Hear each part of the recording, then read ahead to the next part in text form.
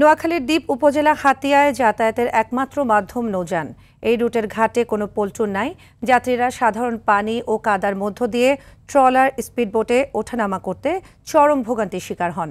পর্যাপ্ত নিরাপত্তা না থাকায় প্রতিদিন জীবনের ঝুঁকি নিয়ে তাদের নদী পার হতে হচ্ছে।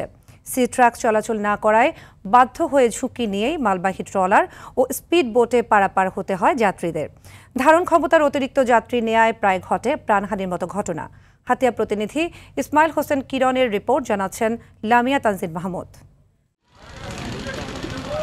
নোয়াখালী থেকে হাতিয়া যাত্রীদের পারাপারে বিআইডব্লিউটিসির দুটি সি ট্রাক থাকলেও অসংখ্য যাত্রীকে নির্ভর করতে হয় ট্রলার এবং স্পিড বোটের ওপর। গেল কয়েক মাসে বৈরী আবহাওয়ায় স্পিড বোটগুলো বন্ধ করে দেয় উপজেলা প্রশাসন। সুযোগটি কাজে লাগিয়ে বেপরোয়া হয়ে ওঠে ট্রলার মালিক ও চালকরা।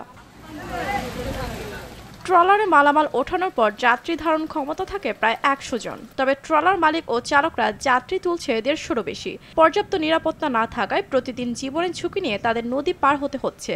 এসব নিয়ে প্রতিবাদ করে যাত্রীদের মারধর সহ বিভিন্নভাবে হয়রানি করা হয়।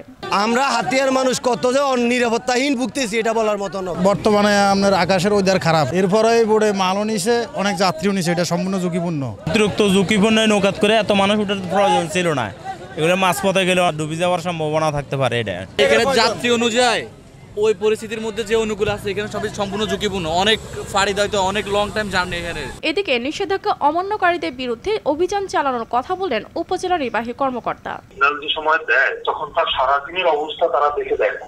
আমাদের লোকাল অবস্থা যদি আমাদের মনে হয় নৌ চলাচলের জন্য, তখন কি করে আমাদের সি ট্রাকটা চলে, কিন্তু অন্য কাউকে তো আমরা চলার অনুমতি দিই না। নৌপথে নিরাপদ যাত্রা এবং সি ট্রাকের সংখ্যা বাড়াতে সংশ্লিষ্ট প্রশাসন প্রয়োজনীয় ব্যবস্থা গ্রহণ করবে, এমনটাই দাবি জানিয়েছেন দ্বীপটির ৭.৫ লাখ মানুষ।